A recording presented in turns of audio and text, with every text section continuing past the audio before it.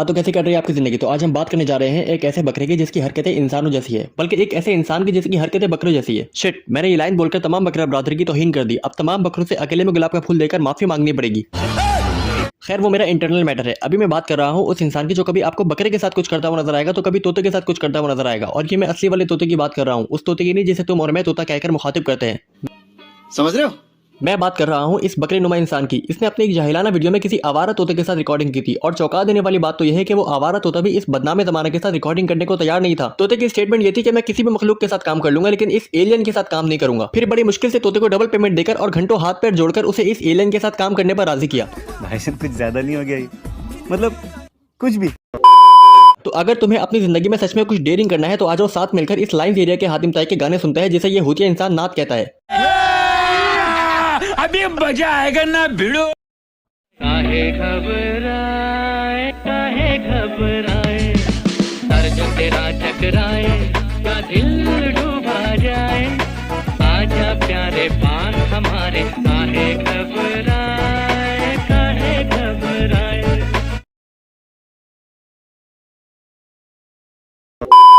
नहीं नहीं, यकीन माने मेरी पहली शादी 18 साल की उम्र में हुई थी, और आजकल 18 एज वाले जो है वो टीन एज जो है वो वायरल हो जाते हैं। उस वक्त सोशल मीडिया इतना था नहीं, वरना मैं पता नहीं कब का वायरल हो जाता कि यार इसको। बोल तो ऐसा रहा है कि उस दौर में सोशल मीडिया नहीं था। जैसे ये उड़ने वाला लालबेग 1500 साल पुराना है, और बचपन में ये इंसान डायनासोर के अंडों से गोटियां खेलता था। और रही बात वायरल होने की, तो भाई ये इंसान बचपन से ही वायरल है। जब ये पैदा हुआ था तो इसके घर वाले उस वक्त ही समझ गए थे कि कोई बहुत ही खतरनाक चीज हुई है, और अब हमें इससे लाताल्लुकी का ऐलान कर देना चाहिए, क्योंकि ये वायरल ही इतना था कि इसके घर वालों के लिए भी इसकी शोहरत को संभालना बहुत मुश्किल काम था। वैसे शुक्र करके उस दौर में वाकई सोशल मीडिया नहीं था, वरना उस जमाने के लोग तो बात बात पर तलवार निकाल लिया करते थे। उस जमाने के लोग तेरी ऐसी ऐसी वाहियात वीडियो देखकर तेरी ऐसी ऐसी जगह पर कट लगाते कि जब भी तू बैतुल खला जाता तुझे कंफर्म दर्द होता। तो हर कला ये मैनेज करना और इसको समझना भी, मैं कहता हूँ ये बहुत बड़े फन की बात है। आर्टिस्ट जो है ना होता ही वही है जिसको समझ के चले। यार सच तो यह है कि तू एक बहुत बेहतरीन आर्टिस्ट है और हम जैसे लोग तेरे लायक नहीं है, इसलिए बेहतर यही होगा कि तू दुनिया से इंतकाल कर जाए। ऐसे लोगों को तो उतनी गालियां दो जितनी तुम्हें आती है, और अगर नहीं आती तो लोगों से पूछ कर दो, लेकिन दो। ये बड़ी अच्छी बात कही आप। अच्छा, लोगों ने ये सवाल पहले भी इंटरव्यूज में किए। वैसे ही आपको पता है सारे जो है ना वो शहद की मक्खियों की तरह शहद पर भिनभिनाने लग जाती है। क्या बात है भाई, ये जहरीला सांप बातों बातों में खुद को शहद बोल रहा है और इंटरव्यूअर्स को मक्खी के शहद पर मक्खियां भिनभिनाने लग जाती है। मेरी जान, मक्खियां सिर्फ शहद पर नहीं भिनभिनाती बल्कि टट्टी पर भी भिनभिनाती है। और यार मैं तुझे बिल्कुल भी टट्टी नहीं बोल रहा, क्योंकि इससे टट्टी की तौहीन होने का खतरा है। कैसा लगा मेरा मजाक?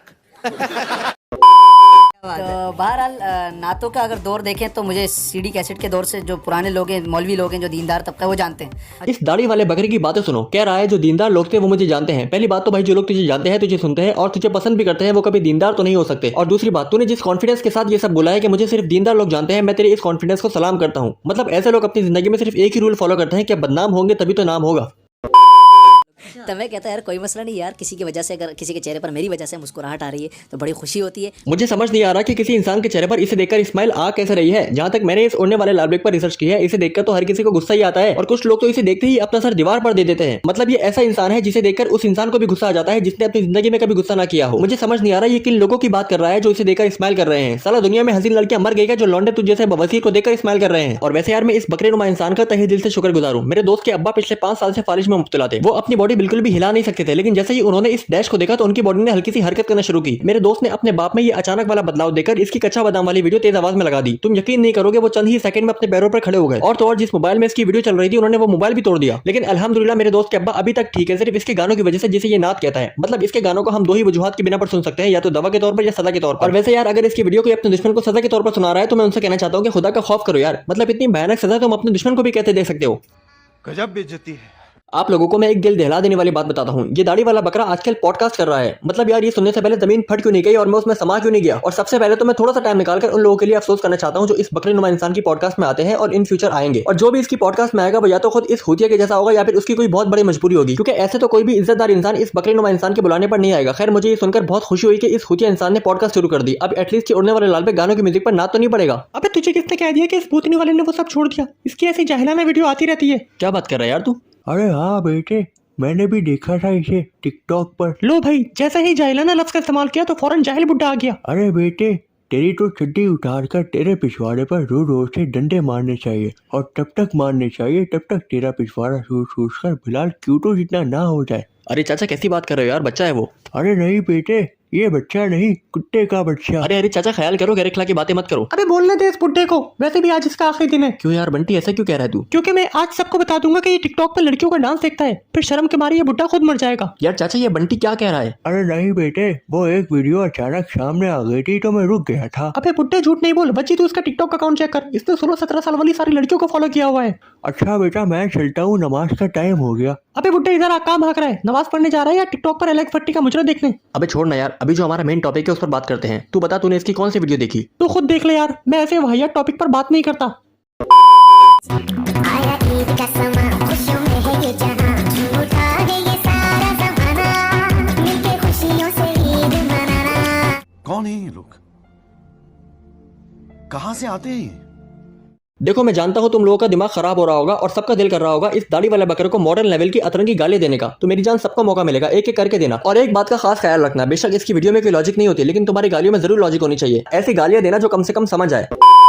4 2 3 4 शादियां शादियां 2 3 4। अब शादियां तो 3-4 ही करनी है। आई देखो देखो साले का चेहरा देखो, कैसे हवस टपक रही है बोलते हुए।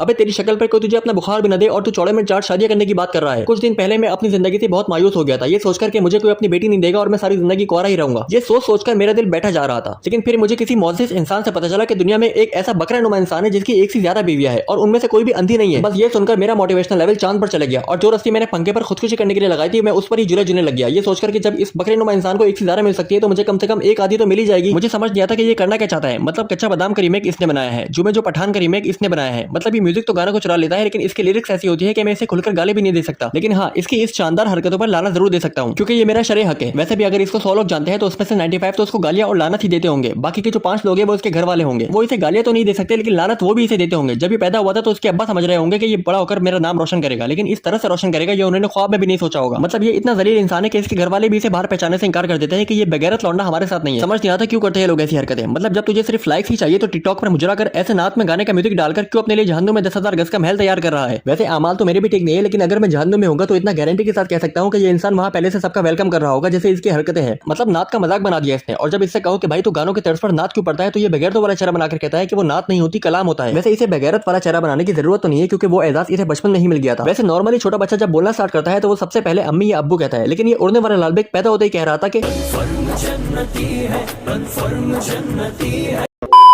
और जब ये बकरा नुमा इंसान ईद पर किसी गाय को घुमा रहा होता है तो ये उस गाय की बहुत बड़ी तौहीन होती है। मतलब तुम खुद बताओ, तुमने कभी देखा है कि एक बकरा गाय को घुमा रहा है? खैर इन लोगों का होतियापा ऐसा ही चलता रहेगा। तो इस वीडियो में इतना ही, मिलते हैं नेक्स्ट वीडियो में। अल्लाह हाफिज।